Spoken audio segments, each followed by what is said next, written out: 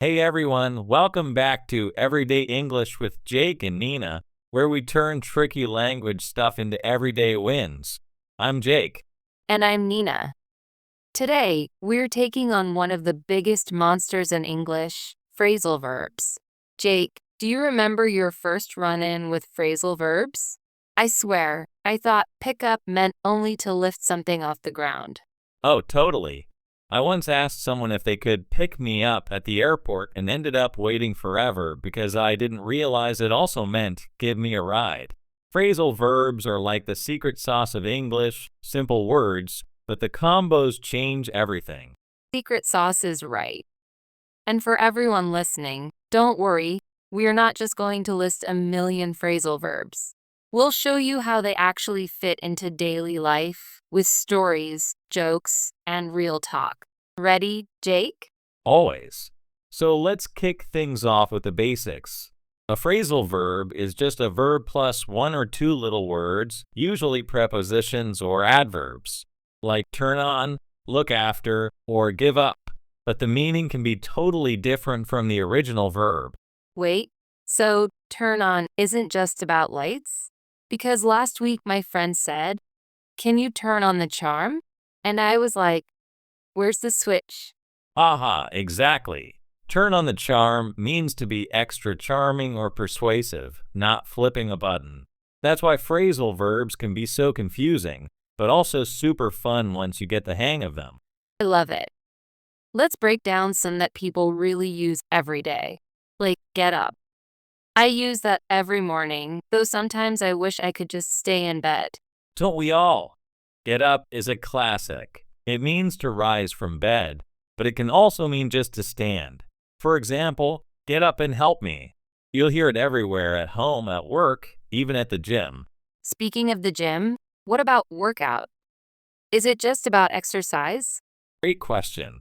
Workout is most often about exercising, like I try to work out 3 times a week, but it can also mean to solve a problem, like we need to work out our schedule. Or even it all worked out, meaning things ended well. So if my plans don't work out, I can just call off my trip? Exactly. Call off means to cancel, like we had to call off the picnic because of rain. Simple, right? So far, so good. What about run into? Because I literally ran into a glass door once, but my friend said she ran into an old classmate at the store. Ouch, first of all. But yes, run into means to meet someone unexpectedly. So if you run into trouble, it means you face a problem, not that you physically hit something. English is weird like that. That's so true. Okay, let's break down another one. Wait, did I just use a phrasal verb? You did. Breakdown can mean something stops working, like a car, or to analyze something into parts. For example, let's break down this problem. And if someone breaks down, they might start crying. Context is everything. Phew, this is starting to make sense. Hey, is makeup another one? Yup. Make up can mean to invent something, like a story, or to reconcile after an argument, like they fought but made up. And of course, it's also cosmetics, put on makeup. English loves multitasking. Now, I hear give up all the time, but sometimes people also say give in. What's the difference? Give up means to stop trying, like quitting. Give in means to finally agree to something you resisted, like I gave up on my diet, versus I gave in and ate the cake. That's relatable. I gave in to pizza last night. Zero regrets. Okay, can we bring up some more? I see what you did there. Bring up means to mention something, like don't bring up politics at dinner, or she brought up a good point. How about put off? Because I'm the queen of putting off chores. Put off means to delay or postpone. I keep putting off cleaning my room, and you're not alone. Procrastination is universal. Guilty as charged. I also hear take off a lot, especially at airports. But sometimes people say, that business really took off. What's up with that? Take off has a few meanings. For planes, it means to leave the ground. But for businesses or trends, take off means to become successful quickly. And if you say, I'm going to take off, it means you're leaving. Absolutely. Show up means to arrive. Like, she didn't show up to the party. It's super common.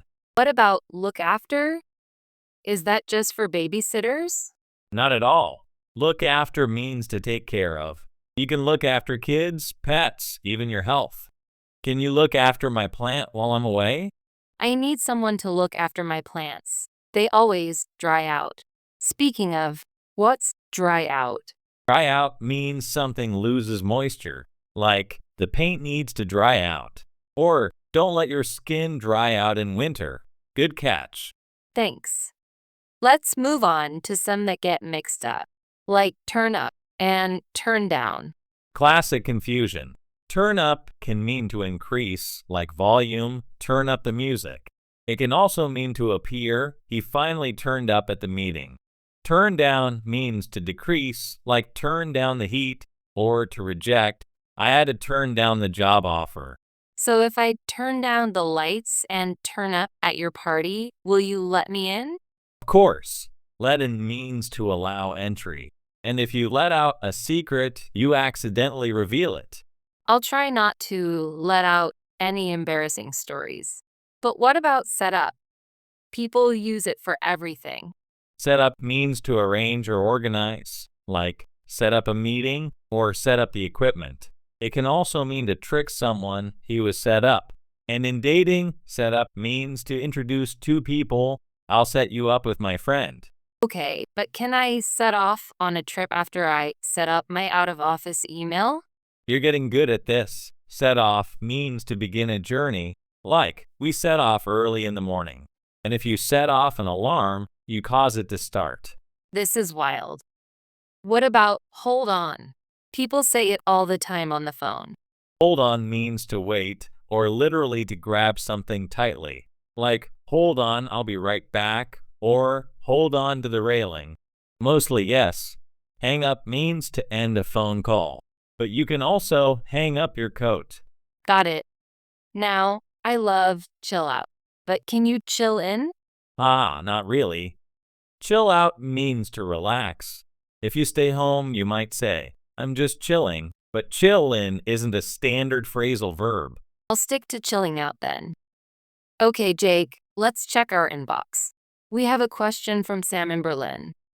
I always mix up look for and look after. Any tips? Great question, Sam. Look for means to search, like, I'm looking for my keys. Look after means to take care of, as we mentioned earlier. One way to remember, after often means following or caring, while for is about finding. That's super helpful. And to our listeners, keep those questions coming. We love hearing from you. Absolutely. Now, for a little fun, do you have a language fail story, Nina? Oh, do I ever. When I first moved to London, I told my new roommate, I'll pick you up at 8, meaning I'd tidy her room.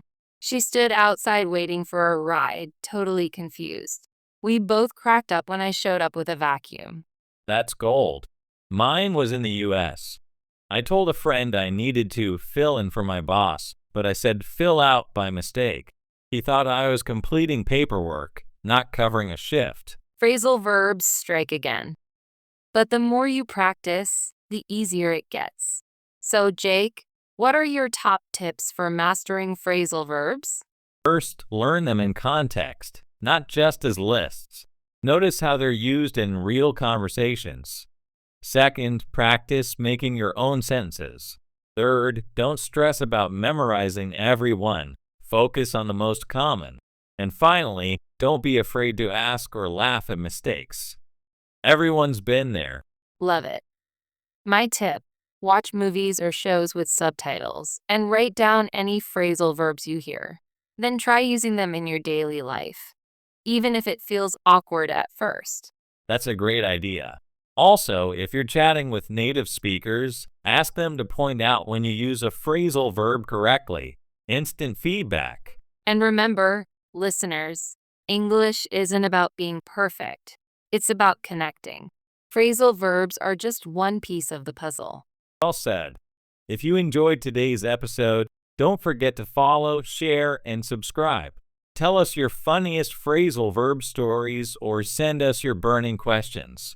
We're here every week to help you level up your English. Thanks for hanging out with us. Now go out and pick up some new phrasal verbs.